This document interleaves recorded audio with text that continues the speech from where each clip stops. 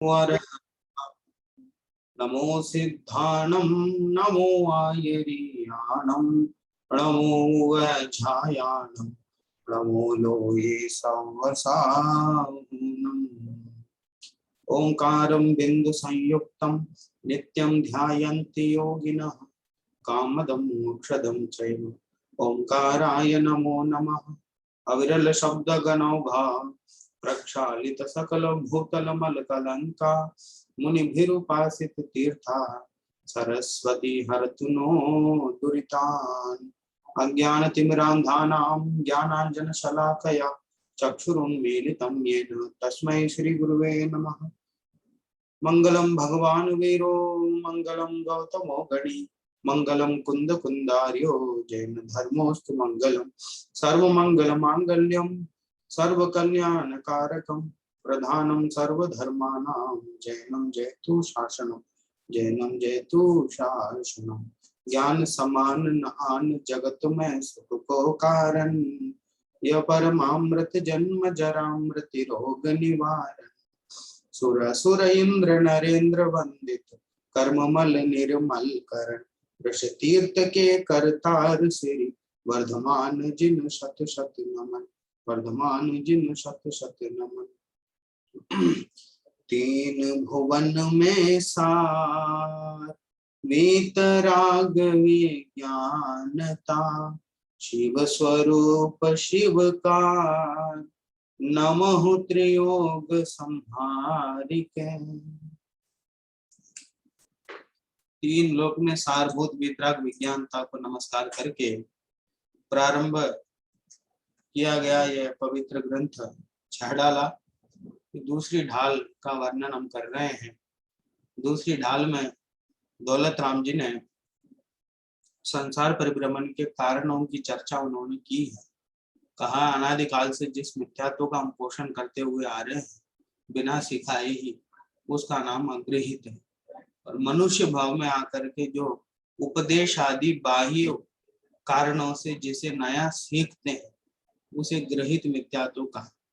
अग्रहित मिथ्या दर्शन, अग्रहित मिथ्या ज्ञान और अग्रहित मिथ्या चारित्र। अग्रहित मिथ्या दर्शन को 7 तत्वों की भूल के साथ जोड़ा। 7 तत्वों की जो भूल करता है वह अग्रहित मिथ्या दर्शन है। और अग्रहित मिथ्या दर्शन के साथ जो भी ज्ञान होता है वह सारा ज्ञान मिथ्या अग्रहित मिथ्या ज्ञान में चला जाता है। उसकी अलग से कोई परिभाषा नहीं।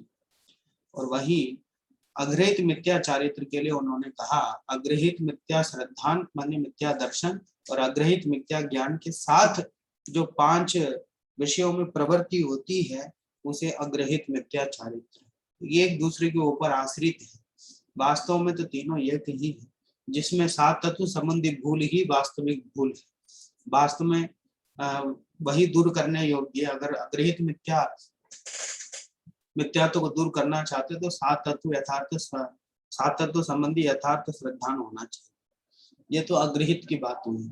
अब गृहित की बात करता हूं ऐसा कह के उन्होंने सबसे पहले कुगुरु, कुदेव और कुधर्म इनकी बात की।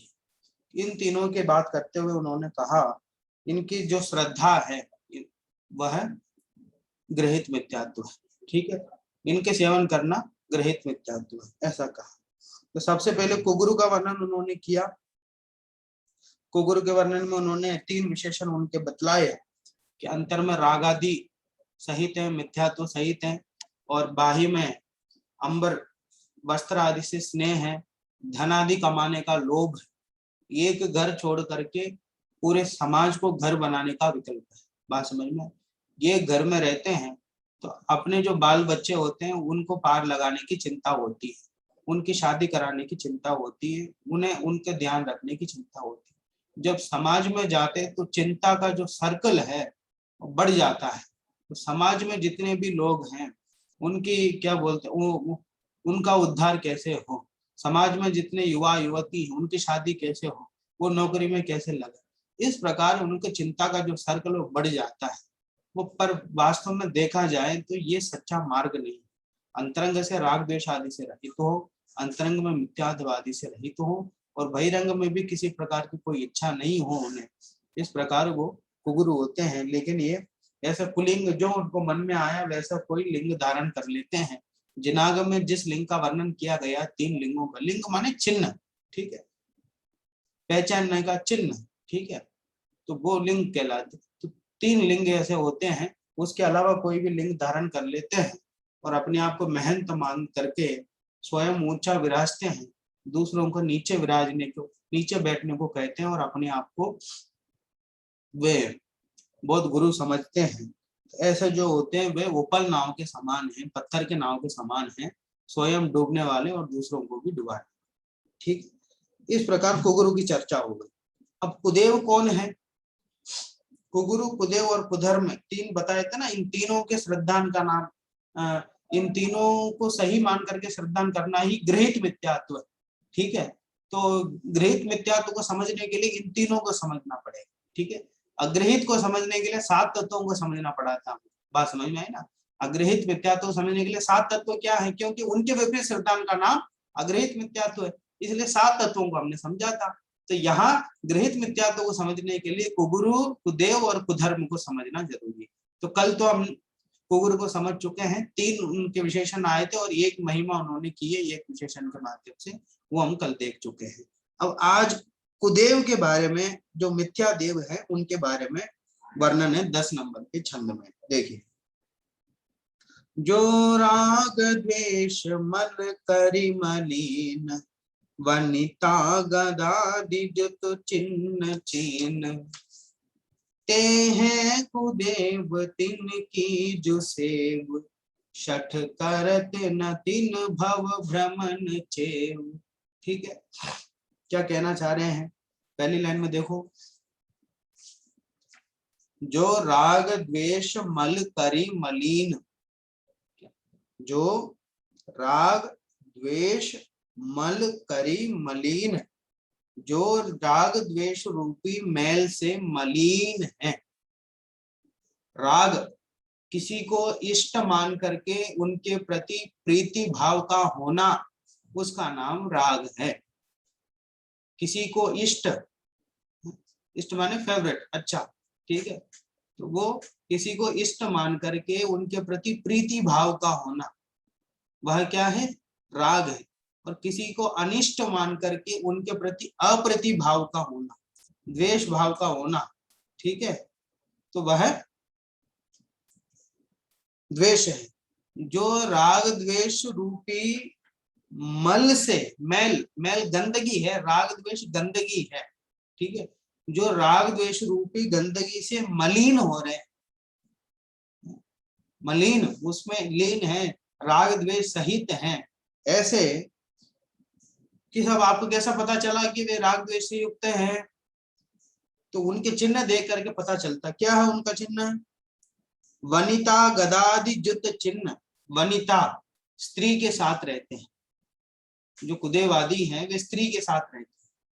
तो स्त्री के साथ रहते हैं, इसका मतलब क्या है? अभी राग है, भोगने का राग अभी है, ये राग के चिन्ह है। और साथ द्वेष के चिन्ह क्या है? गदादि, है ना, हाथ में गदा रखता है, कोई धनुष रखता है, बात समझ में आ रही ना, कोई भाला रखता है, कोई तलवार रखता है, कोई एकदम जीभ बाहर निकाल के एकदम क्रूर रूप दिखाते हैं अपने, बात समझ में आ रही ना, कोई शेर के ऊपर बैठते हैं, समझ में आई ना, कोई बाघ के ऊपर बैठते हैं, बात समझ में आई ना, कोई चूहे के ऊपर बैठ जाते, बात समझ में आ रही ना। तो इत्यादि जो चिन्ह है, इनको देख करके युक्त, जुत माने युक्त, इनको देख करके लगता है कि इनका राग द्वेष गया नहीं, बात समझ में आ रही है कि। और स्पष्ट एकदम शरीर तो होता अजीव का, त्रिअंश का, जो सर है, सर होता त्रिअंश का, और बाकी शरीर होता है मनुष्य का।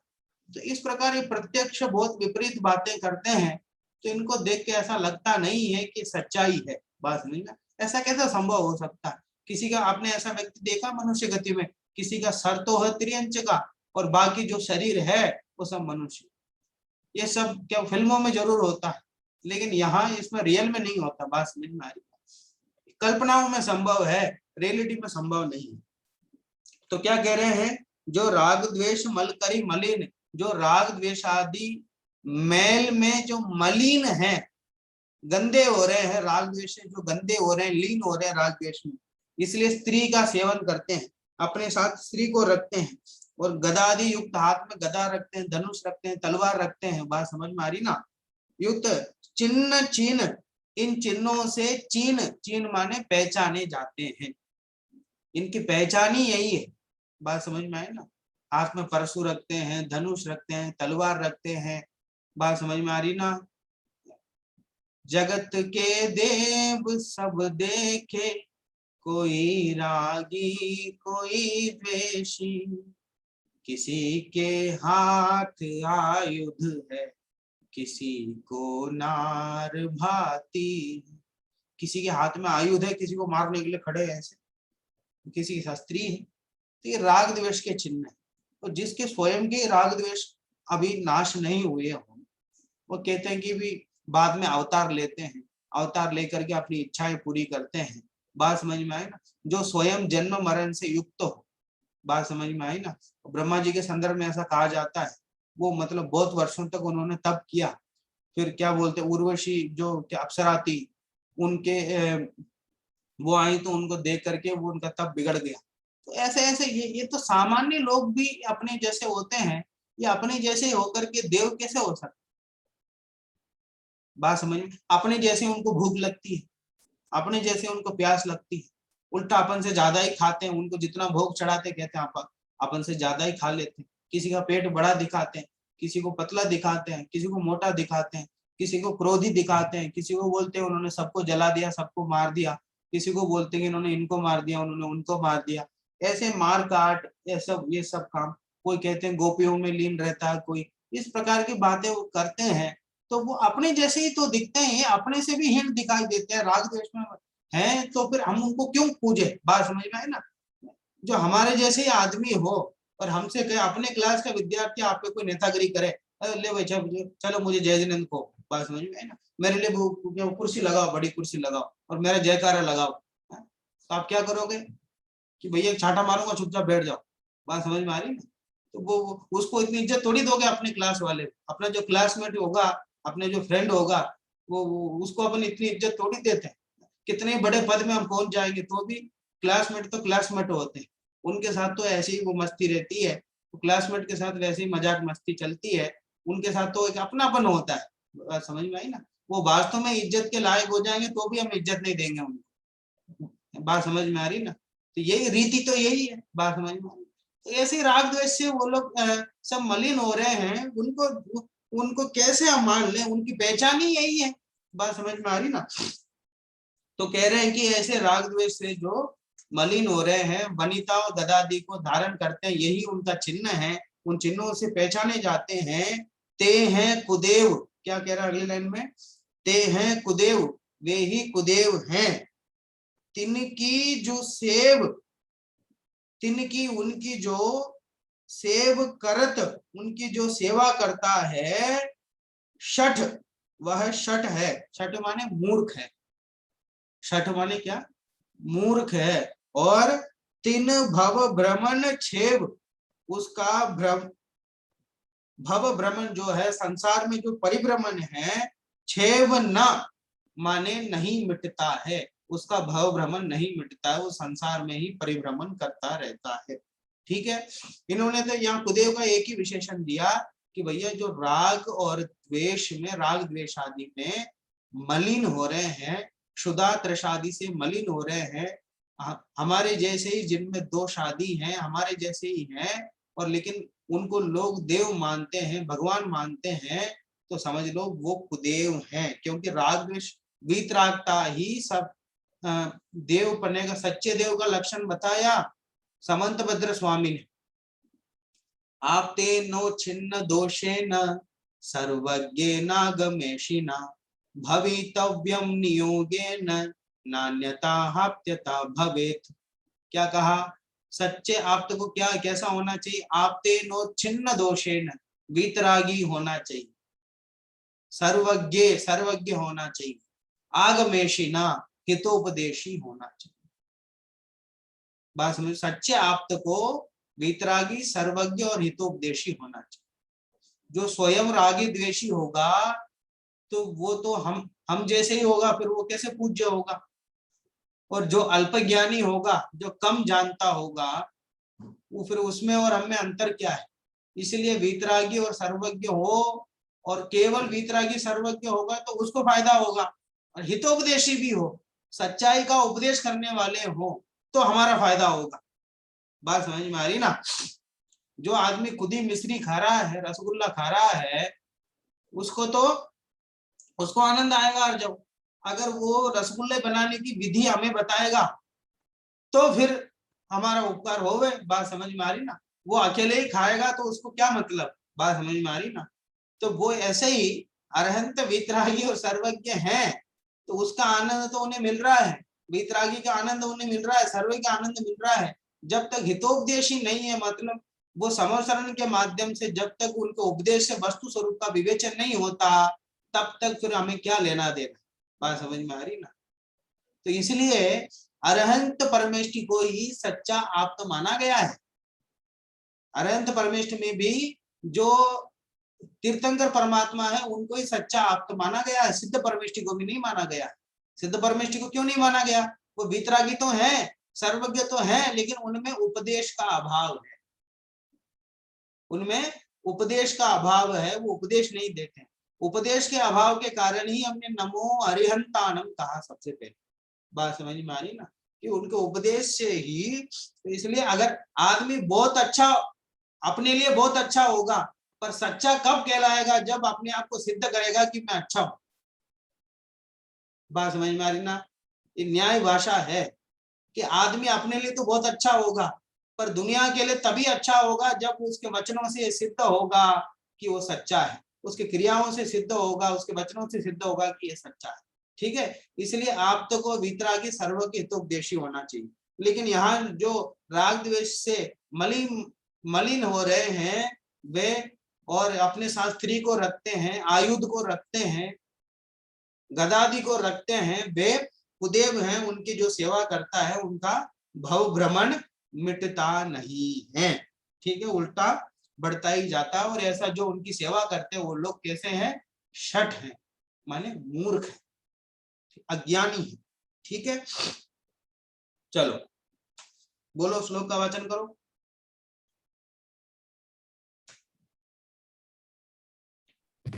जी भाई साहब। जो राग द्वेष मलि करि मलीन, वनिता गदादि जुत चिन्ह चीन, ते हैं कुदेव तिन कीजु सेव, शट करत न तिन भव भ्रमण छेव। तो चीन माने वो नहीं, चीन देश नहीं है, चीन माने पहचानते हैं, चिन्ह से पहचाना जाता है ना। बुंदेलखंड तरफ बोलते हैं चिन्ह माने तो पहचानना। बात समझ में आ रही है। चलो इसका भावार्थ देखो।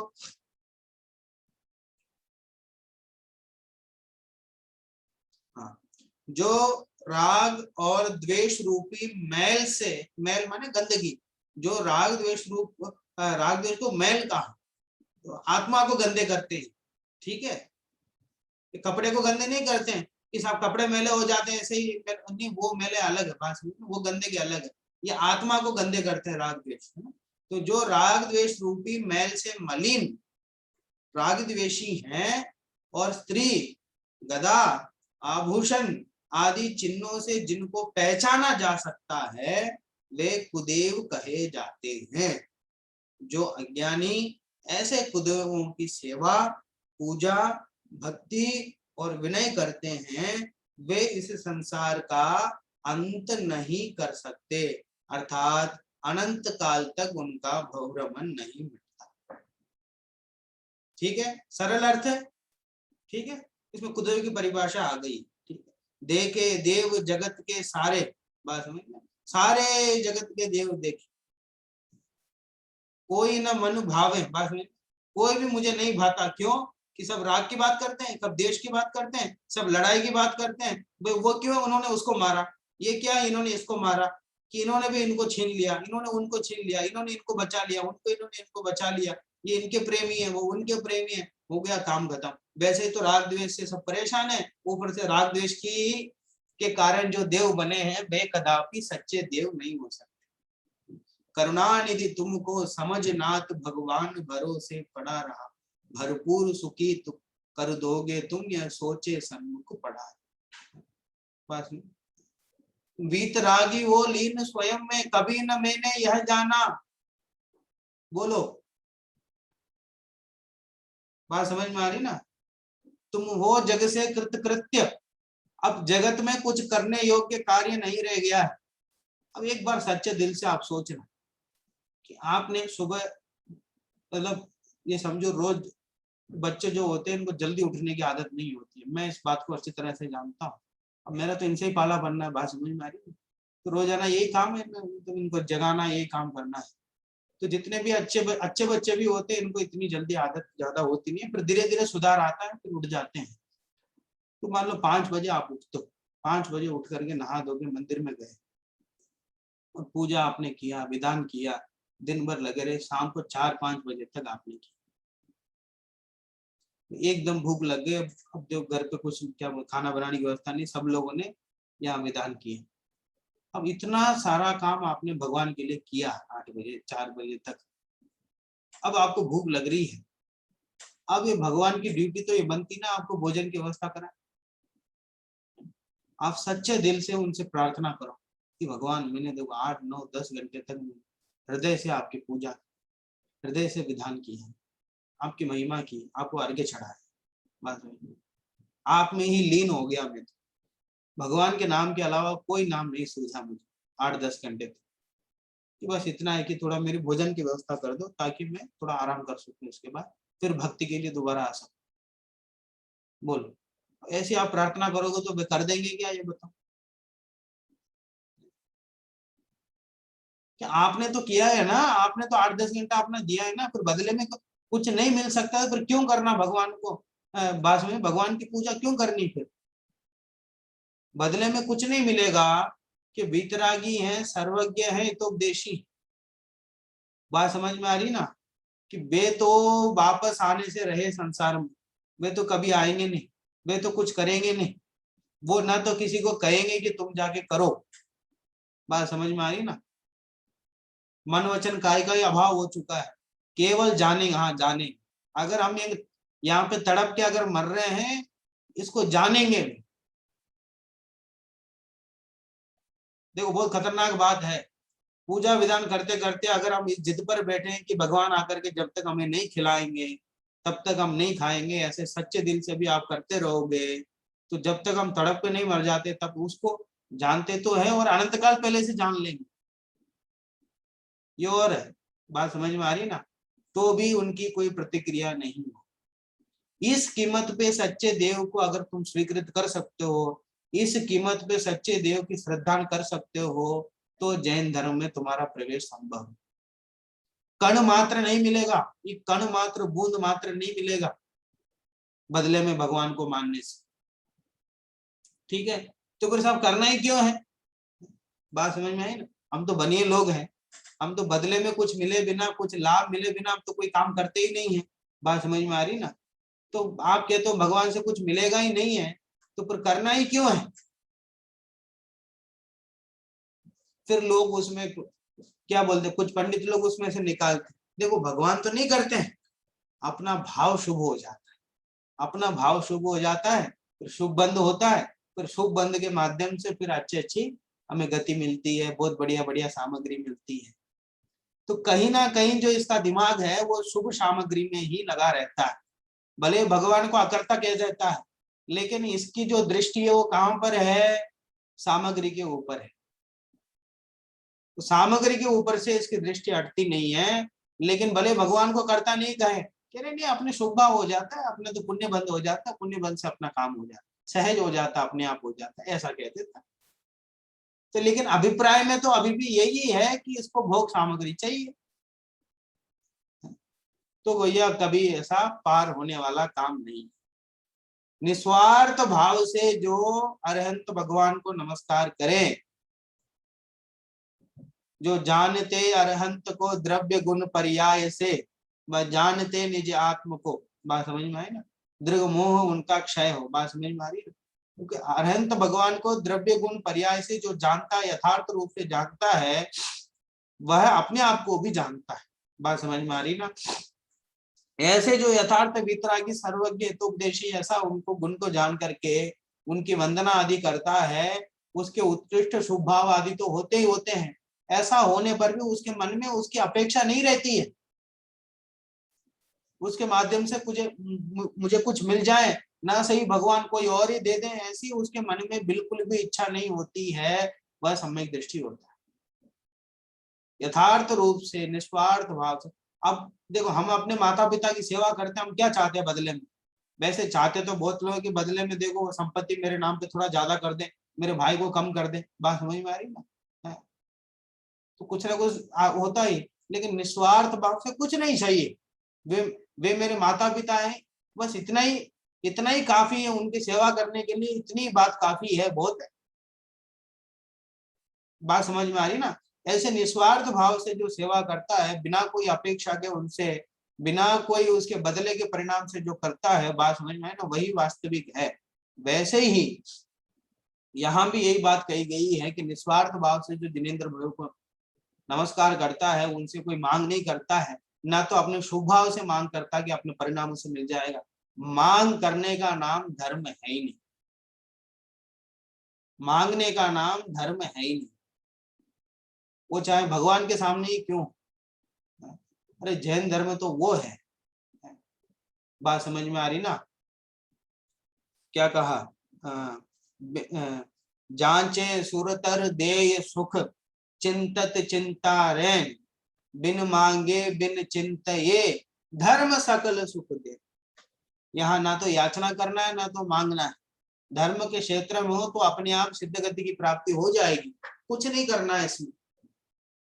तो भी मन में होता है ठीक है साहब, मांगना नहीं पड़ेगा, अपने आप मिल जाएगा, मजा आ जाए।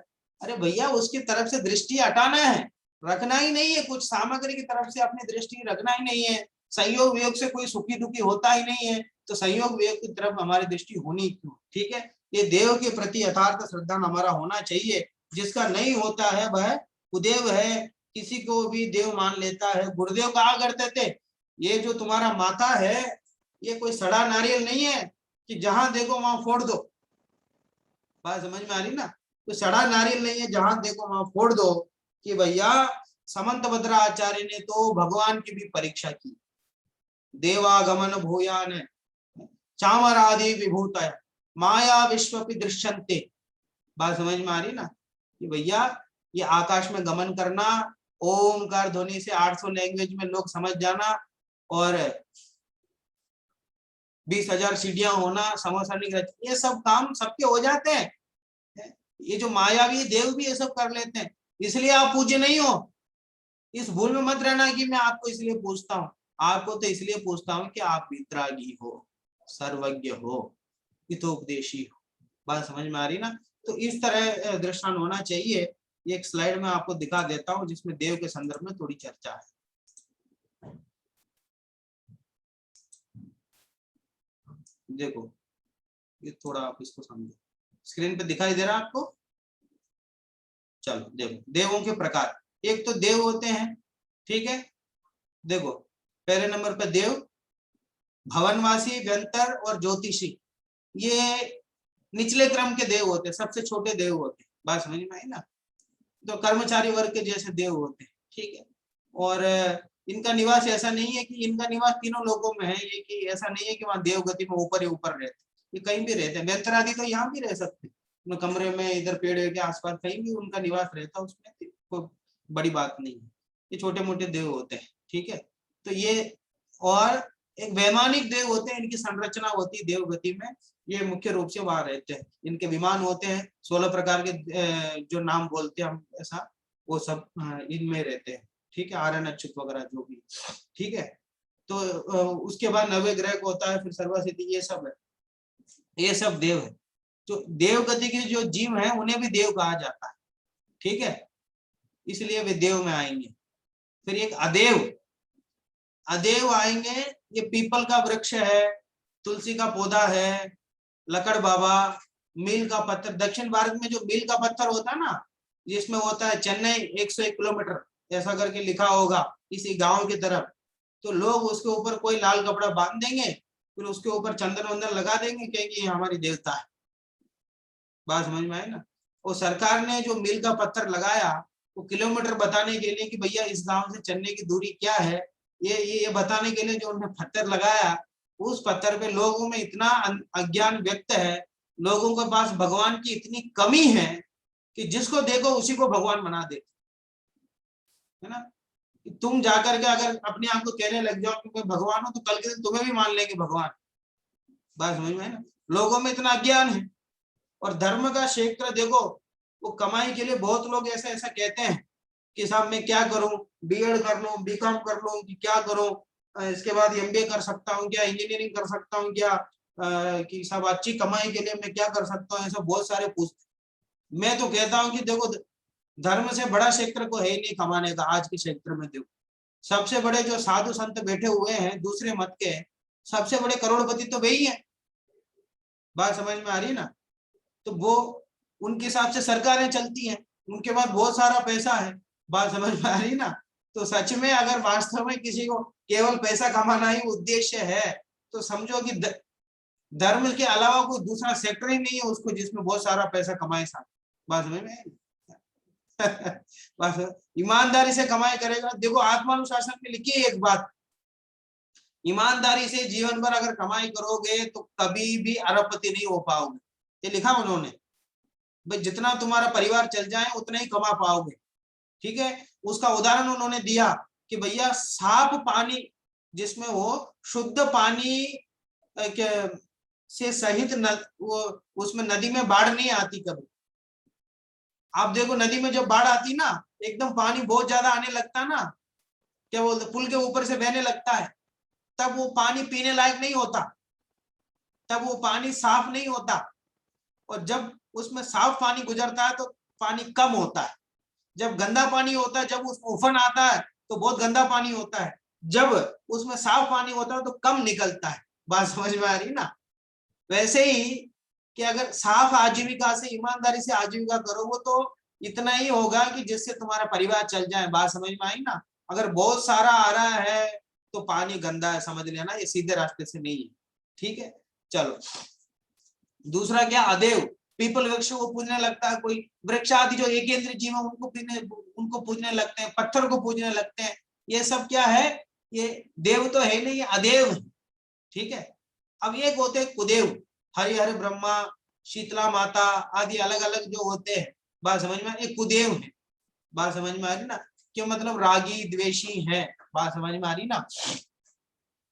इनके पास स्त्री है, इनके पास गदा है, तलवार है, आयुध है, ये सब कुदेव में जाएंगे। और सुदेव, सुदेव में आएंगे अरिहंत परमेष्ठ। ठीक है। तो इस प्रकार देव, अदेव, कुदेव और सुदेव। ठीक है, ये चारों। ठीक है। मैं फिर इसको इसमें ग्रुप में डाल दूंगा, आप उसमें से नोट कर लेना। चलो ये हो गया। इसमें कोई प्रश्न है देव में, समझ में आ गया ना सबको। अब देखो कुगुरु हो गए, कुदेव हो गए, अब कौन रह गए, कुधर्म। ठीक है। अब कुधर्म की क्या परिभाषा थी, रागादि भाव हिंसा समेत दर्वित त्रस थावर मरण खेत, जे क्रिया तिन्हें जानहु कुधर्म, तिन सरधे जीव लहे अशर्म, या कुगृहीत मिथ्यात्व जान, अब सुन गृहीत जो है अज्ञान। है ना। चलो नींद तो नहीं आ रही। चलो देखो, राग आदि भाव हिंसा, राग आदि, आदि में राग द्वेष मोह मिथ्यात्व क्रोध मान माया लोभ नौकषाय सब ले लेना आप उसमें। विकारी भाव जितने हैं वो सब आ जाएंगे उसमें। ठीक है। परद्रव्यों में एकत्व ममत्व कर्तृत्व भोक्तृत्व बुद्धि सब आ जाएंगे उसमें। ये सब क्या कहलाएंगे, भाव हिंसा। भाव हिंसा बोलते हैं। ठीक है। एक द्रव्य हिंसा, एक भाव हिंसा होती है। तो अंदर में राग का उत्पन्न होना ही भाव हिंसा है। किसी के प्रति राग उत्पन्न हुआ वही भाव हिंसा। किसी को मारने का भाव हुआ मन में, वो हो गई भाव हिंसा, हो गई मन में, वो कर्म बंद हो गया। अब बाहर किसी को मारने जाओ या मार पाओ या मार पाओ, आपने गोली चलाने का भाव हुआ, अब गोली आपने चला दी तो द्रव्य हिंसा हुई।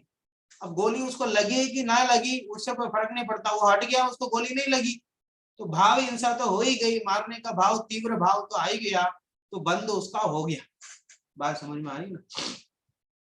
तो रागादि भाव हिंसा त्रस थावर मरण खेत, त्रस, त्रस माने 2 इंद्रिय से लेकर के 5 इंद्रिय तक जो जीव है वो त्रस कहलाते हैं, और थावर एक इंद्रिय जो जीव है वो थावर कहलाते हैं। उनका जो मरण खेत है, खेत माने स्थान, उनका जो मरण का स्थान है, ऐसे दर्वित, दर्वित माने द्रव्य हिंसा। ठीक है, राग आदि तो भाव हिंसा, और त्रस स्थावर मरण खेत दर्वित माने त्रस स्थावर जीवों की हिंसा जिसमें होती है, ऐसे द्रव्य हिंसा।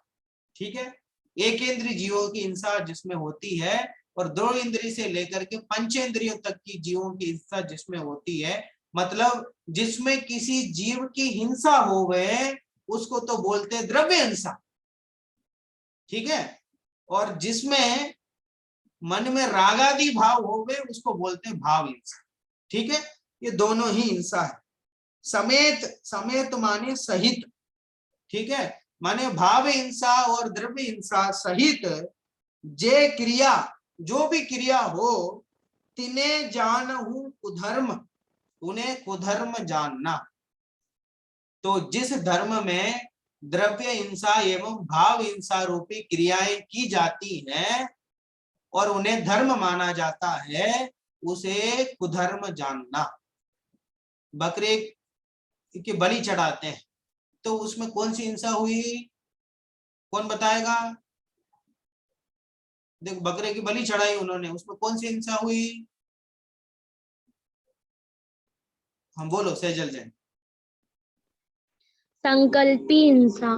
हाँ, संकल्पी हिंसा। वो तो ठीक है, मैंने अभी जो बताया उसमें से पूछ रहा हूँ। हाँ, अभिषेक जैन बोलो। द्रव्य हिंसा हुई इसमें। द्रव्य हिंसा हुई। चलो, और कौन बोलेगा? हाँ, दृष्टि जैन बोलो। द्रव्य हिंसा ही हुई। द्रव्य हिंसा हुई, ठीक है। और कौन बोलेगा? आयुष बोलो। भैया दोनों हिंसा हुई, पहले तो उसने हाँ मन में भाव किया होगा मारने का, फिर हाँ द्रव्य हिंसा। हाँ, ठीक है। तो हम भी क्या है, जगत के लोग जैसे हो गए, हमें तो क्रिया दिख रही है बाहर से, तो इसलिए हम बोल देते द्रव्य हिंसा है। बात समझ में ना? अब जो बकरों को वो जो क्या बोलते तलवार से उसकी बलि जो चढ़ाएगा, उसके मन में बिना भाव के चढ़ा देगा क्या, ये बताओ? मन में मारने का भाव तो आएगा ना उसको, तो दोनों हिंसा हुई उसमें। ठीक है, द्रव्य हिंसा तो दिखती है और भाव हिंसा दिखाई नहीं देती, इसलिए हम धोखा खा जाते हैं।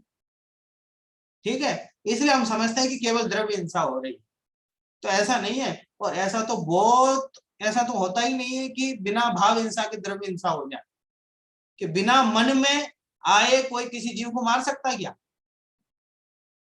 अगर बिना मन में आए ही बाह्य में अगर हिंसा अगर हो गई तो उसे हिंसा का पाप नहीं लगेगा। क्या कहा कि मुनिराज हैं, 4 हाथ जमीन देख करके चलते हैं, फिर भी कोई जीव कहीं से उड़ करके आ जाए, उनके पैर के नीचे आ जाए, तो उस हिंसा का पाप उन्हें नहीं लगेगा, क्योंकि उन्हें मारने का भाव नहीं है। ठीक है, तो भाव हिंसा ही प्रधान है। ठीक है, भाव हिंसा पूर्वक ही द्रव्य हिंसा होती है। ठीक है, तो यहाँ क्या कह रहे हैं, इस प्रकार द्रव्य भाव हिंसा रूप जो भी कार्य होता है और उनको धर्म मानते हैं। बात समझ में आई ना?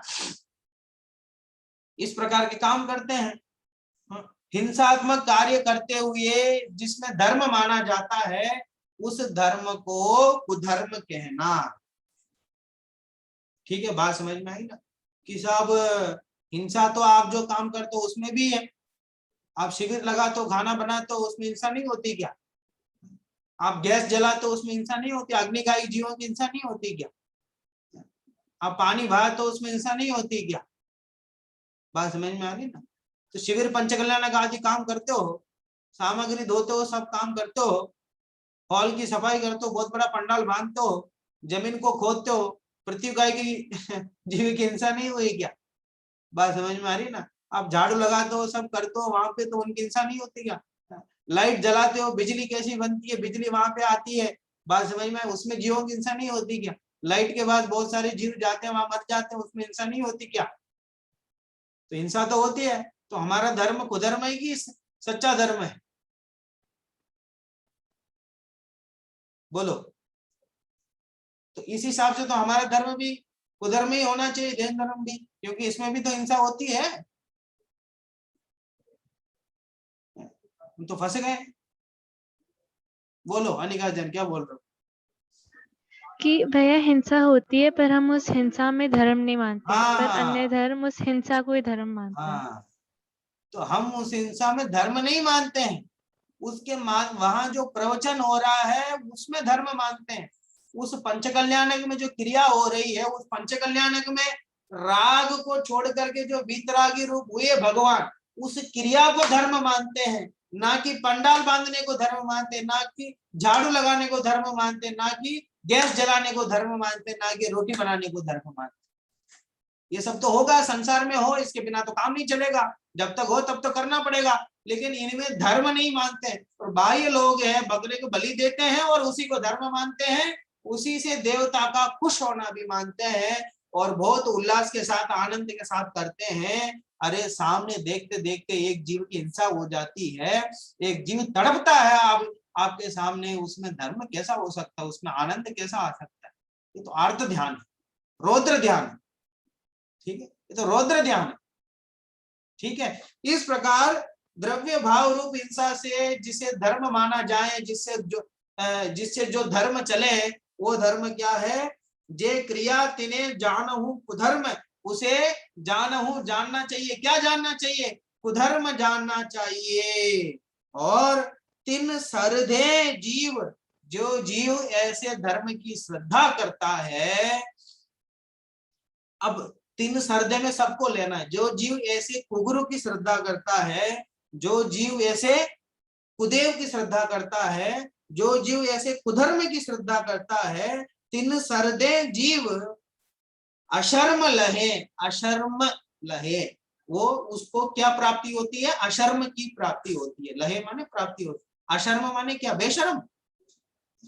शर्म माने होता सुख और अशर्म माने होता है दुख। तो ऐसे जो जीव है कुगुरु कुदेव और कुधर्म की सेवा करते हैं, हिंसा प्रधान गुरुओं की सेवा करते हैं और हिंसा प्रधान देवों की सेवा करते हैं, हिंसा प्रधान धर्म की सेवा करते हैं, उन्हें दुख की प्राप्ति होती है, ठीक है। अब एक बच्चा कह रहा था कि साहब हम तो सेवन करेंगे, हम तो अंतरंग में श्रद्धा तो नहीं रखेंगे। बात समझ में आ रही ना? हम अंतरंग में तो श्रद्धा नहीं रखेंगे, ऐसे कोई गुरु हो देव हो, हम अंतरंग में तो श्रद्धा नहीं है। बात समझ में आ रही ना? एक बार मैं बच्चों को घुमाने ले गया था अजमेर घुमाने ले गया, तो वहां पे मैंने बच्चों को छोड़ दिया, सब क्या अपने नारेली मंदिर वगैरह सब उनको दिखा करके 1-2 घंटे के लिए छोड़ दिया कि चलो भाई तुम अपनी जगह जहां जहां जाना हो घूम के आ जाओ।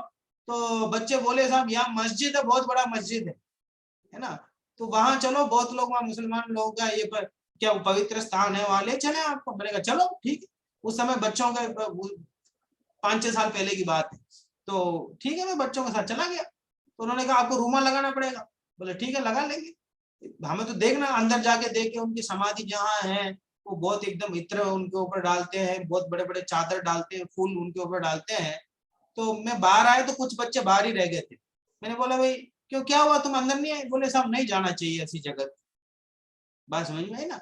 ऐसी जगह पे नहीं जाना चाहिए। बात समझ में है ना? कुदेव का स्थान है, बात समझ में है ना, कुधर्म का स्थान है, नहीं जाना चाहिए। मैंने कहा कि ऐसा थोड़ी होता है, अपने अंदर तो श्रद्धा है, अपने अंदर तो ऐसी श्रद्धा नहीं है, अंदर जाने में क्या होता है। फिर मैंने रत्नगंड श्रावकाचार्य पढ़ा, उसमें अमूढ़ दृष्टि अंग का स्वरूप उसमें समंतभद्राचार्य ने बताया।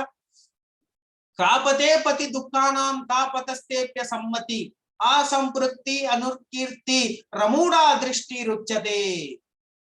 उसमें कहा कापते दुखी जो कुमार्ग है और कुमार्ग में स्थित लोग हैं, उनके काय से अनुमोदना नहीं करना, मन से अनुमोदना नहीं करना, वचन से अनुमोदना नहीं करना, उसका नाम अमूढ़ दृष्टि है।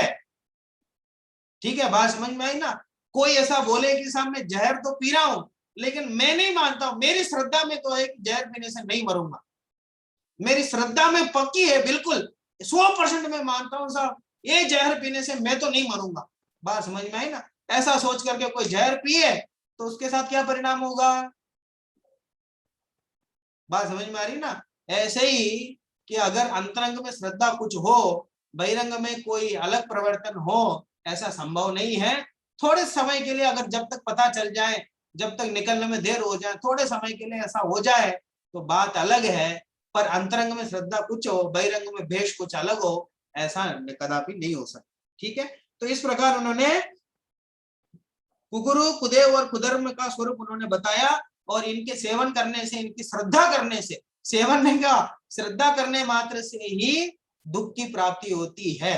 ठीक है, श्रद्धा भी नहीं करनी, सेवा भी नहीं करनी, माने अपनी क्रियाओं से भी ऐसा ताली बजा करके उनकी अनुमोदना नहीं करना, वचन से भी नहीं कहना कि बहुत अच्छा है, मन से भी नहीं कहना, मन से तो कहेंगे नहीं, मन से भी ऐसा नहीं मानना, सोचना नहीं है कि ये अच्छा काम चल रहा है। ठीक है, तो मन वचन काय से जो इनका त्याग करता है वही गृहीत मिथ्यात्व का त्याग करता है। अगले लाइन में देखो, याकू, नीचे की लाइन लगा दो, याकू इस कुगुरु, कुदेव और कुधर्म का श्रद्धान, ठीक है, याकू इनके श्रद्धान ही गृहीत मिथ्यात्व जान, इसी को क्या कहते हैं, गृहीत मिथ्यात्व जान, जानना चाहिए। ठीक है, अब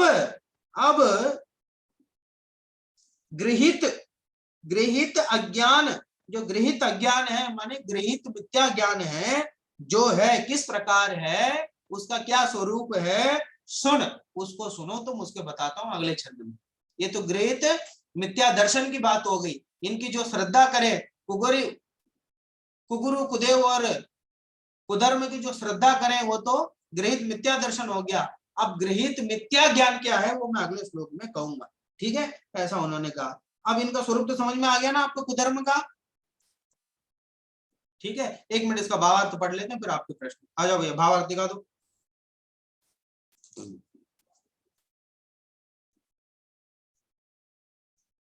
जिस धर्म में मिथ्यात्व तथा रागादि रूप भाव हिंसा तथा और त्रस तथा स्थावर जीवों के घात रूप द्रव्य हिंसा को धर्म माना जाता है, उसे कुधर्म कहते हैं। जो जीव उस कुधर्म की श्रद्धा करता है वह दुख को प्राप्त करता है।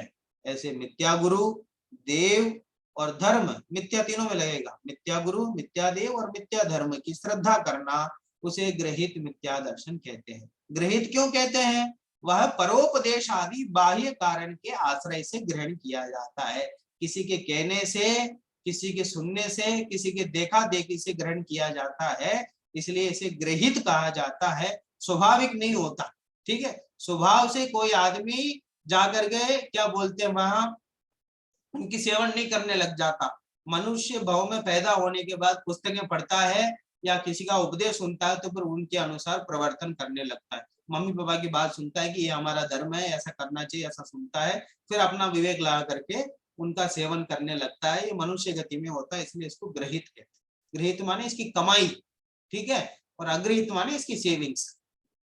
ठीक है, चलो एक बार इसका वाचन कर दो भैया।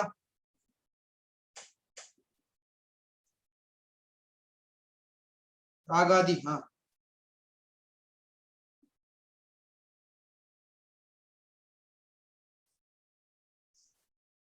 रागादि भाव हिंसा समेत दर्वित त्रस थावर मरण खेत, जे क्रिया तेने जानु कुधर्म, तिन दे जीव लही अशर, या कुग्रहित मिथ्यात्व जान, अब सुन ग्रहित जो है अज्ञान।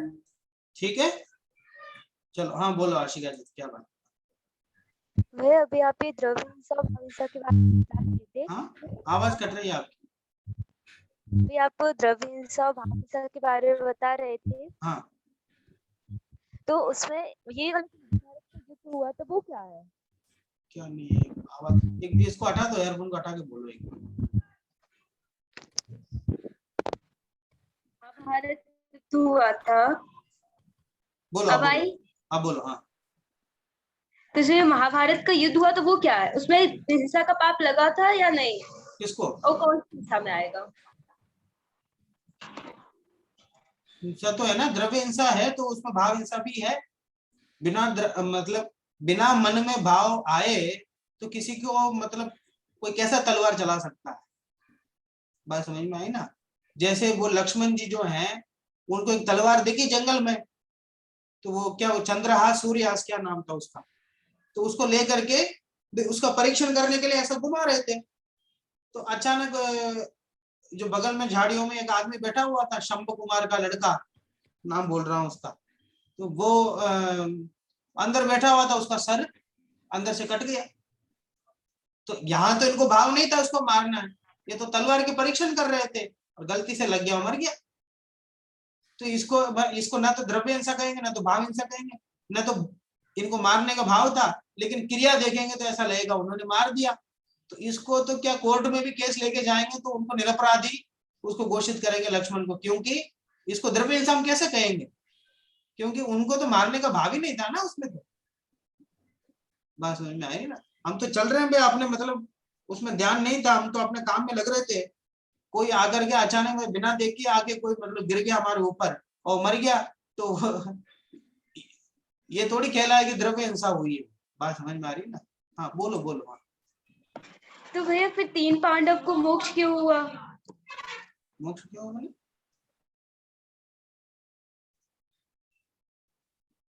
नहीं मतलब आप क्या प्रश्न पूछना चाह रहे हो, मुझे समझ में नहीं आ रहा, एक बार पूरा क्लियर बोल दो, कोई दिक्कत नहीं। हाँ आप बोल रहे हो कि हिंसा का पाप लगा, हाँ, ठीक, तो फिर वो हिंसा तो पांडवों ने भी की है, तो उसमें से 3 पांडव मोक्ष गए। नहीं आप थोड़ा सा जैन महाभारत भी पढ़ो, मतलब जैन महाभारत के अनुसार उसकी जो कहानी है वो भी पढ़ो। उन्होंने किसी की कोई हिंसा नहीं की है, और थोड़े बहुत जो हिंसा हो गई उनके सत्ता में जो बंद हुआ होगा तो वो नाश हो गया होगा। बात समझ में आई ना? कोई वो परिणामों का भी अंतर पड़ता है ना, कि कोई तो बहुत तीव्र कषाई है, तीव्र कषाय भाव से मारना चाहता है, और कोई मजबूरी में अपने क्या बोलता है, अपने राज्य को बचाने के लिए, अपने परिवार को बचाने के लिए करता है, तो फिर उसमें परिणामों में अंतर पड़ जाता है, तो उसी हिसाब से उनको बंद होता है। ठीक है, हाँ हाँ बोलो प्रबल। भैया जी मेरा सवाल ये है भैया जी, जैसे कि वो राम भगवान ने रावण को मारा था उस भाव में, अरे उसी भैया भाव में जैन उनको रामायण पढ़ो, जैन रामायण पढ़ो। इससे जैन रामायण में लक्ष्मण ने मारा था रावण जी को, ठीक है? जी ला के बोलो सबको, बात समझ यूट्यूब पे जा रही क्लास। चलो रखो, हाँ चलो अगला श्लोक देखो, थोड़ा कमर कस के बैठो सब लोगों ने, एक श्लोक और पूरा करना है अपने, बस एक ही दिन बचा है, ठीक है ना? नींद नहीं आना, भूख नहीं लगनी, ठीक है? चलो नाश्ता कर लिया ना सब लोगों ने? चलो ठीक है। अब गृहीत मिथ्या ज्ञान का लक्षण बता रहे हैं, देखो। गृहीत मिथ्या श्रद्धा समझ में आ गई तो गृहीत मिथ्या ज्ञान चारित्र भी समझ में आ जाए। वैसे अगृहीत श्रद्धा समझ में आ गई तो उसके आधार पर उसका ज्ञान था और उसके आधार पर उसका चारित्र था, ऐसे ही इसकी चर्चा भी होगी। ये थोड़ा सा अंतर होगा, देखो।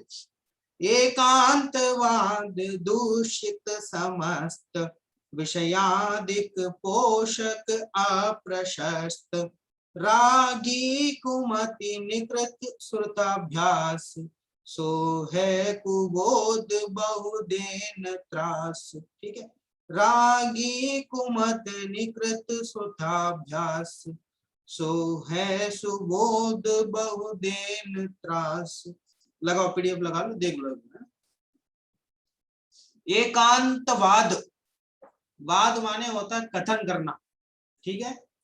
तो एक अंत जिसमें एक अपेक्षा लेकर के बात की जाए उसको बोलते एकांतवाद, ठीक है? जिसमें एक ही अपेक्षा से बात की जाए उसको बोलते एकांतवाद, ठीक है? हाथी कैसा है? बहुत मोटा है, ठीक है, तो किसी ने पूछा हाथी कैसा है, बहुत मोटा ही है, तो एकांतवाद हो गया। ठीक है, हाथी कैसा है, मोटा भी है। बात समझ में आ रही ना? ये क्या होगा, तुम क्यों कर रहे हो भैया? भाई साहब मुझे 1 मिनट इस वाले नंबर को होस्ट बना दीजिए, वो इसमें थोड़ी प्रॉब्लम आ रही है, मैं शेयर कर दूंगा। तो कौन है होस्ट, मैं हूँ क्या? नहीं, आप को होस्ट हो ना, तो आप मुझे भी बना सकते हो। इस वाले नंबर पे 1 मिनट बना दो। इस वाले नंबर पे नहीं आ रहा भाई ऑप्शन, होस्ट ही बना सकता, को होस्ट किसी को। हाँ, को होस्ट ही बना दो आप। नहीं नहीं है, ऑप्शन नहीं है, को होस्ट नहीं बना सकता। शायद सामयिक दर्शन जो है केवली और श्रुति केवली के पाद मूल में ही होता है, यहाँ तो ऑप्शन भी सम्यक तो हो सकता है। हाँ, समझ में आ रही? अच्छा ठीक है भाई साहब, आप पढ़ाओ, मैं ही करता हूँ। हाँ, इसमें ऑप्शन नहीं आ रहा, मोर में जा रहा हूँ, देखो इसमें नहीं आ रहा। ठीक है भाई साहब। हाँ, होस्ट नहीं बना सकता किसी को कुछ, होस्ट जरूर बना सकता। चलो, होता जगत स्वयं परिणाम में परिका करता क्या। ठीक, चलो अब देखो, मैंने क्या कह रहा था आपको, एकांतवाद कह रहा था कि भाई अंधे लोग हाथी को जाकर के ऐसे ही ऐसे हाथ फेर रहे थे हाथी को, और पूछा। हाँ, अब बना सकता हूँ, रुको मैं आप होस्ट बन गया हूँ, लो तुम्हें होस्ट ही बना देता हूँ। ठीक है, चलो, तो हाथ फेर रहे थे, किसी से पूछा कि हाथी कैसा है, कि बहुत बड़ी दीवार जैसा है। उसके पेट में जितने हाथ फेरा, उसने बोल दिया बहुत बड़ी दीवार जैसी है हाथी तो। अच्छा, और किसी और से पूछा हाथी कैसा है भैया, हाथी तो बहुत बड़े खंबे जैसा, जिसने पैर पकड़ा उसने बोल दिया बहुत बड़े खंबे जैसा है, गोल खंबा जैसा है हाथी तो। और जिसने सूंड को पकड़ लिया, बोले तो बहुत मोटा सांप जैसा है तो हाथी। ठीक है, और जिसने उसकी पूंछ को पकड़ लिया, अरे हाथी तो देखो पतली रस्सी जैसा है। बात समझ में आई ना? तो जिसने जिसको पकड़ लिया उसको वैसे ही मान लिया, उसको बोलते एकांतवाद। ठीक है, बात समझ में आ रही ना? तो मतलब सर्वांगीण वस्तु का स्वरूप नहीं समझना, वस्तु के एक अंश को पकड़ करके ऐसा ही है वस्तु, ऐसा समझ लेना, और उसी का वर्णन करना, उसी का प्रतिपादन करना, उसी को कहना, उसी को सुनना, उसी को मानना, उसका नाम क्या है, एकांतवाद। मैंने आपसे पूछा नींबू कैसा है, आप क्या जवाब दोगे, कौन जवाब देगा, नींबू कैसा है?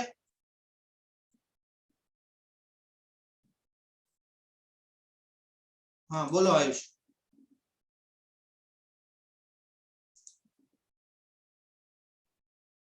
आवाज नहीं आ रही।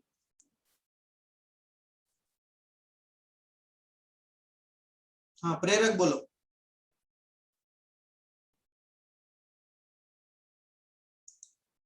बोलो।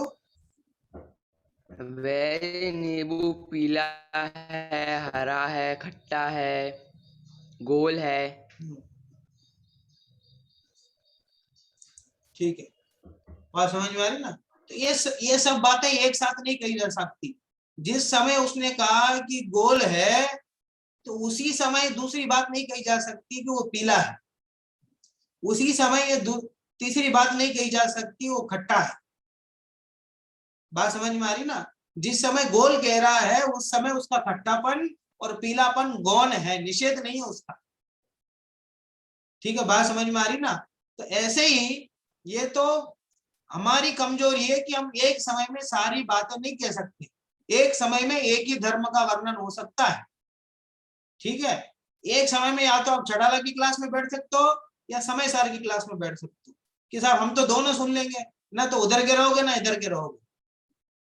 बात समझ में आ रही ना? ये तो हमारी कमजोरी है, तो वस्तु की कमजोरी नहीं है, वस्तु में तो एक साथ सारे धर्म है, तो एक समय में एक धर्म का ही वर्णन हो सकता है। इसका नाम अनेकांतवाद है, इसका नाम छायाद्वाद शैली है। इसको छोड़ करके जिस समय जिस धर्म का वर्णन चल रहा है लोग उसी को सर्वथा मान ले, यही पूरा है। हाथी तो दीवार जैसी ही है, हाथी तो खंबे जैसी है, हाथी तो सांप जैसी है, हाथी तो रस्सी जैसी, ऐसे ही मान ले, उसको बोलते एकांतवाद।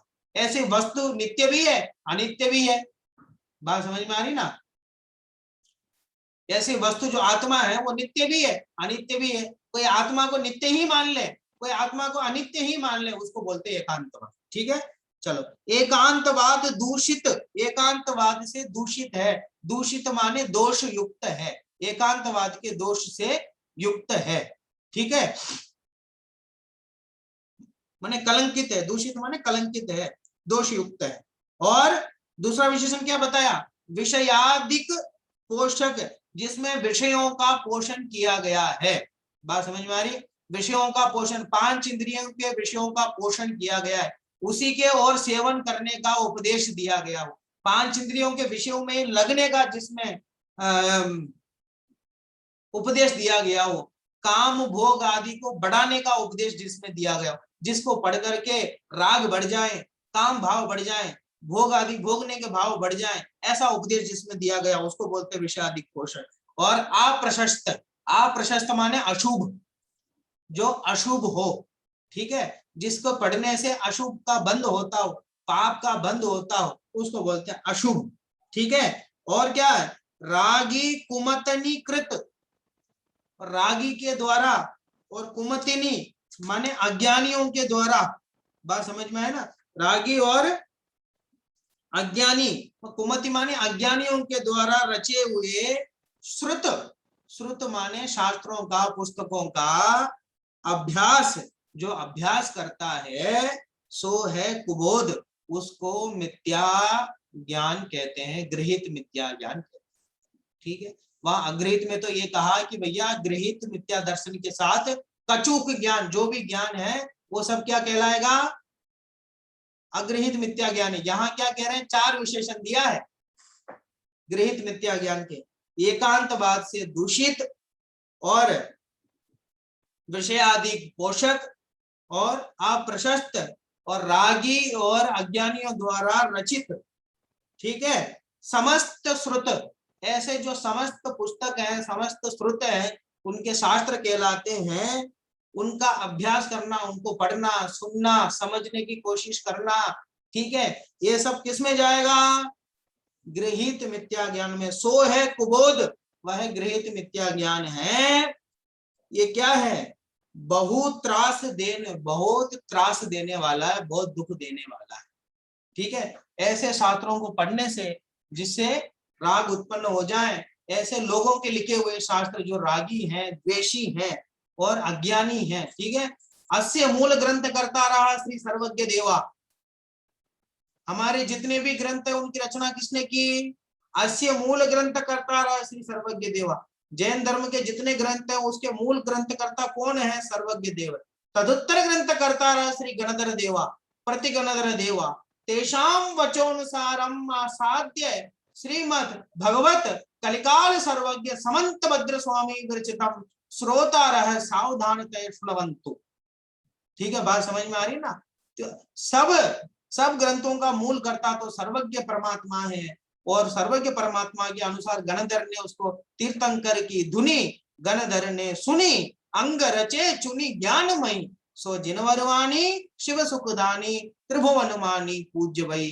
तो हमारे जैन ग्रंथों का कर्ता तो सर्वज्ञ भगवान है, और उन्हीं के अनुसार हमारे आचार्यों ने लिखा है, उन्हीं के अनुसार हमारे विद्वानों ने लिखा है। हमारे जो विद्वान और आचार्य कदाचित रागी हैं, कदाचित अज्ञानी भी हैं, क्योंकि सर्वज्ञ नहीं है। ऐसा होने पर भी वीतरागी परमात्मा की वाणी का अनुसरण किया है उन्होंने, इसलिए हमारे शास्त्र जो हैं वो सच्चे शास्त्र हैं। इसके अलावा जो भी शास्त्र हैं वो वीतरागी द्वारा लिखे नहीं गए हैं, कुमतियों के द्वारा लिखे गए हैं, राग के पोषक हैं, विषय आदि के पोषक हैं, एकांतवाद को बढ़ावा देने वाले हैं और अशुभ हैं। इसलिए वे सब क्या है, गृहित मिथ्या ज्ञान है। उनका ज्ञान करना, उनको पढ़ना, सुनना, लिखना, समझना, वो सब गृहित मिथ्या ज्ञान है, और ये बहुत दुख देने वाले हैं, ठीक है। चलो पढ़ो भैया, भाषण करो।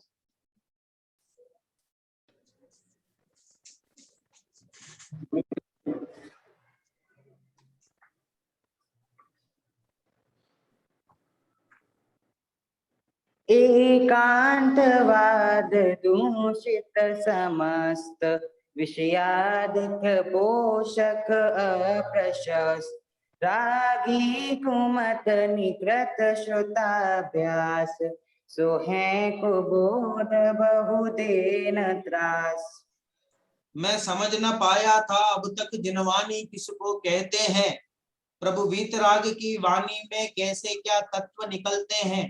राग धर्ममय धर्म रागमय अब तक ऐसा जाना था, शुभ कर्म कमाते सुख होगा बस अब तक ऐसा माना था। पर आज समझ में आया है कि वीतरागता धर्म, राग भाव में धर्म मानना जिन मत में मिथ्यात्व कहा। वो राग भाव में धर्म मानना जिन धर्म में मिथ्यात्व।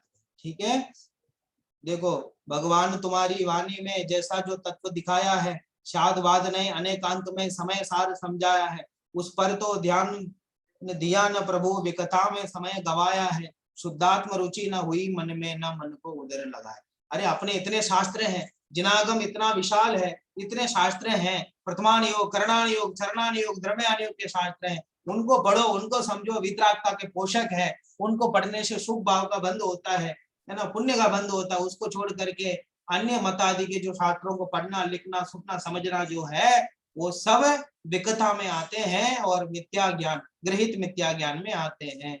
ठीक है, हाँ बोलो भैया, अनिका जन क्या बोलना है, समय हो रहा, फटाफट बोलो।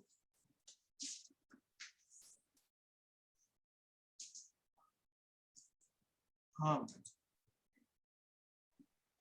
भैया मेरे को पूछना था कि जैसे आपने बोला कि इन शास्त्रों को पढ़ना और सुनना ये मिथ्या ज्ञान है, पर जैसे अगर हम बाकी अन्य जैसे ग्रंथों को भी पढ़ते हैं ना, जैन धर्म में भी कि अन्य ग्रंथों को पढ़ने के लिए कि उनमें क्या गलत है ऐसे, तो वो भी मिथ्या क्या ज्ञान गलत है इस दृष्टि से पढ़ रहे हो तो उसमें कुछ ऐसी दिक्कत नहीं है ना।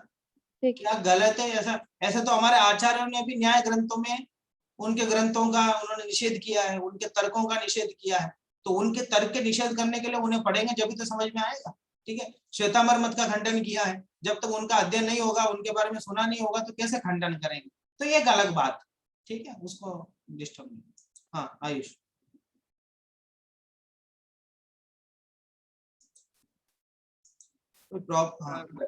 भैया इसमें पंक्ति आई है रागी कुमद निकृत श्रुताभ्यास, लेकिन मतलब मेरे पास दूसरी पुस्तक है उसमें कपिलादि रचित श्रुत को अभ्यास, दोनों में से सही क्या है भैया जी? दोनों ही सही है, दोनों ही सही है। कपिलादि है वो भी कुमति है, ठीक है, कुमतनी कृत एक ही बात है, वो भी अज्ञानी है, क्योंकि जो कपिलादि जो अन्य मत का नाम लेना अच्छा नहीं है, किसी का नाम लेके बोलना, तो इसलिए उन्होंने इसमें कुमतनी कृत कर दिया। ठीक है, ठीक है, अपन तो विशेषण बता दो, बात समझ में आ रही ना भाई, किसी का नाम लेके क्यों बोलना, बात समझ में आए ना। तो आजकल सरकार ने भी दिव्यांग कह दिया, विकलांग नहीं बोलेंगे, तो दिव्यांग कह दिया, बात समझ में आ रही है। तो उनको सम्मान दो भाई, सम्मान देने से उनके पैर थोड़ी आ जाएंगे, बात समझ में आ रही है। लेकिन भाई एक ऐसी भाषा अपनी ऐसी अच्छी होनी चाहिए, इसलिए मतलब अज्ञानी है ऐसा कह दो, मतलब कुमितनी है ऐसा कह दो, बात समझ में आ रही ना। लेकिन आ तो जाएंगे वही, लेकिन नाम लेके कहना अच्छा नहीं, बात समझ में। तो ये थोड़ी सी एक कला है। ठीक है, चलो इसको पढ़ दो, कौन पढ़ेगा, हम इसका भावार्थ पढ़ो, अनमोल लगा दो। मुझे ही पढ़ना है भाई साहब या कोई और पढ़ेगा है? किसी और से पढ़ा दो, आप ही बता दो भाई साहब कौन पढ़े। पढ़ो, अनिका जैन पढ़ो, लगा दो स्क्रीन पे। वस्तु अनेक धर्मात्मक है, उसमें से किसी भी एक की धर्म को पूर्ण वस्तु कहने के कारण से दूषित अर्थात मिथ्या तथा विषय कषाय आदि की पुष्टि करने वाले कुगुरुओं के रचे हुए सर्व प्रकार के मिथ्या शास्त्रों को धर्म बुद्धि से लिखना लिखाना, पढ़ना पढ़ाना, सुनना सुनाना, उसे ग्रहित मिथ्या ज्ञान कहते हैं। देखो धर्म बुद्धि से जो शब्द है वो इसमें ज्यादा महत्वपूर्ण, अनिका ने जो प्रश्न किया था ना उसके लिए, धर्म बुद्धि से, यही सच्चा धर्म है, इसी का सेवन करना है, इस दृष्टि से है ना। धर्म बुद्धि से लिखना लिखाना, पढ़ना पढ़ाना, सुनना सुनाना, तो उसको मिथ्या ज्ञान कहेंगे। धर्म बुद्धि शब्द आपके कॉलेज के कोर्स में तो आपको पढ़ना पड़ेगा, उसमें दोहरा नहीं, तो वो उसमें नहीं आएगा। ठीक है, हाँ पढ़ो।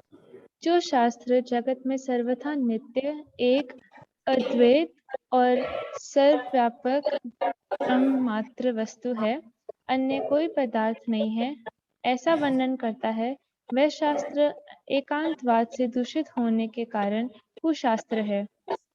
वस्तु को सर्वथा क्षणिक अनित्य बतलाए अथवा गुण गुणी सर्वथा भिन्न है। अनमोल अनमोल म्यूट कर लो बेटा अपने आप को। अनमोल अनमोल म्यूट कर लो। हाँ चलो अब पढ़ो। किसी गुण के संयोग से वस्तु है ऐसा कथन करे अथवा जगत का कोई कर्ता हर्ता तथा नियता है ऐसा वर्णन करे अथवा दया दान महाव्रत आदि शुभ राग जो कि पुण्य आश्रव हैं पर आश्रय हैं उससे तथा साधु को आहार देने के शुभ भाव से संसार परित अल्प या मर्यादित होना बतलाए तथा उपदेश देने के शुभ भाव से परमार्थ रूप धर्म होता है इत्यादि अन्य धर्मों के ग्रंथों में जो विपरीत कथन है वह एकांत और अप्रशस्त होने के कारण कुशास्त्र है, क्योंकि उनमें प्रयोजनभूत 7 तत्वों की यथार्थता नहीं है। जहाँ एक तत्व की भूल हो वहाँ 7 तत्वों की भूल होती ही है, ऐसा समझना चाहिए। ठीक है, जहाँ एक तत्व की भूल होती, सब एक ही तत्व तो अकेले आश्रम को गलत समझते, क्या दिक्कत नहीं। जहाँ एक तत्व की भूल हो वहाँ 7 तत्व की भूल होती ही होती। ठीक है, एक अंग भी खराब हो एक व्यक्ति का तो वो समझो वो सर्वांगीण सुंदर नहीं कहा जाए। बात समझ में आई ना। एक आंख थोड़ी सी उसकी खराब हो ऐसी हो गई तो वो 1.5 अंक कहा जाएगा, उसको ये नहीं कहा ठीक है साहब थोड़ी गलती है 2 अंक नहीं, ऐसा नहीं हो, वो काना ही कहलाएगा। पूरा शरीर ही उसका काना, पूरा व्यक्ति ही काना कहलाएगा। बात समझ में आ रही ना। चलो ठीक है, मैं थोड़ा इसमें विस्तार कल करूंगा, समय ज्यादा हो गया है। मैं देखो आप नेट के भी सबकी थोड़ी क्या बोलते हैं मर्यादा होती है और समय की मर्यादा होती है, तो अपन थोड़ा सा विस्तार करके फिर कल 2 श्लोक रह गए पूरा कर लेंगे अपन, कोई दिक्कत नहीं। कल की कक्षा 10:30 से रहेगी सुबह। कल अपनी कक्षा जो सुबह वो 10:30 से रहेगी क्योंकि कार्यक्रम में परिवर्तन है। ठीक है, प्रश्न लिख लो आप फटाफट। कुदेव का स्वरूप लिखिए।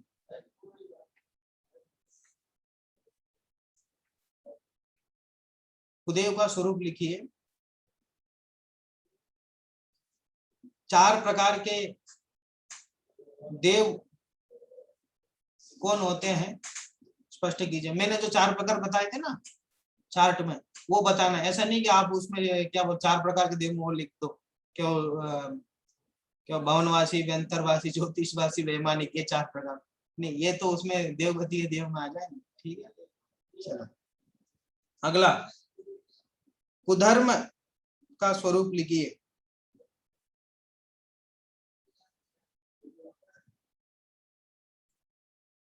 गृहीत मिथ्या दर्शन का स्वरूप लिखिए। अच्छा, कभी ये प्रश्न लिखवाया था कि मैंने गृहीत और अगृहीत मिथ्या तो क्या होता है दोनों, ये लिखवाया क्या नहीं लिखवा, तो वो लिख लो आप। ठीक है, ये गृहीत मिथ्या दर्शन का स्वरूप लिखिए। इसके बाद वाला प्रश्न लिखो, गृहीत एवं अगृहीत मिथ्यात्व का स्वरूप लिखिए। ठीक है, और अंतिम प्रश्न है गृहीत मिथ्या ज्ञान का लक्षण लिखिए। गृहीत मिथ्या ज्ञान का लक्षण लिखिए।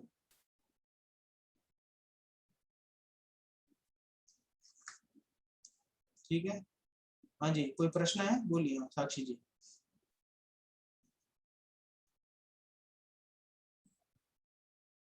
हाँ कीजिए अनम्यूट अपने आप को। हाँ भैया जी पेपर कब है हमारा? पेपर की तो सूचना नहीं है, आप तो अभी केवल होमवर्क कर लो, बता देंगे। वैसे मतलब पेपर तो नहीं होगा, ऐसे आपको मौके की पूछ लेंगे। ठीक है, ठीक है। कल एंड होगा क्या, मतलब शिविर का? हाँ हाँ कल एंड, कल लास्ट। ठीक है। दिव्यता जैन बोली। हाँ